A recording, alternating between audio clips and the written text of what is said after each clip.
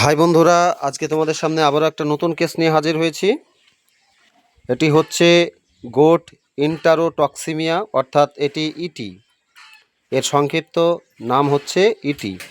তো এখনও পর্যন্ত যারা ইন্টারটক্সিমিয়া রোগের ভ্যাকসিন করাননি তারা এই রোগ থেকে বাঁচতে চামড়ার নিচে ইন্টারটক্সিমিয়া ভ্যাকসিন পশু চিকিৎসকের পরামর্শ অনুযায়ী এটাকে দিতে হবে ছাগলগুলিকে, নইলে আগামীকাল আপনাদেরও ছাগল ইন্টারটক্সিমিয়া রোগে আক্রান্ত হয়ে হঠাৎ এভাবে মরে যেতে পারে।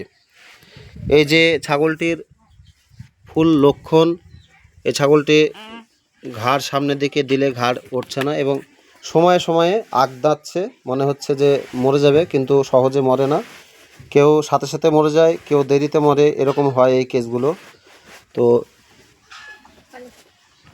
এই দেখুন চোখ নিথর হয়ে গেছে, এর সেন্স আছে এখনও, এই ছাগলটা এখনও সেন্স আছে, মরার মতো পড়ে আছে।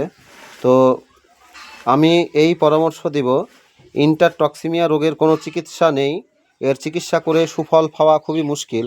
শতকরা 10টা ছাগলের চিকিৎসায় সম্ভবত একটা বাঁচানো অসম্ভব হয়ে যায়, কোনো কোনো ক্ষেত্রে একটা কিংবা দুটো বেঁচে যায়। তো এর মূল প্রতিকার হচ্ছে ভ্যাকসিনেশন। গোট পিপিআর, পক্স, ইন্টারটক্সিমিয়া, খুরাই, এইসব রোগগুলোর জন্য বাঁচার জন্য অবশ্যই আপনাদেরকে ভ্যাকসিন করাতে হবে। ভ্যাকসিন না করলে ছাগল নিরাপদে থাকা কখনোই সম্ভব নয়। এবং আমার চ্যানেলটিকে লাইক, কমেন্ট, শেয়ার, সাবস্ক্রাইব করে দেবেন এবং দেখতে থাকবেন আমার এই চ্যানেলটি।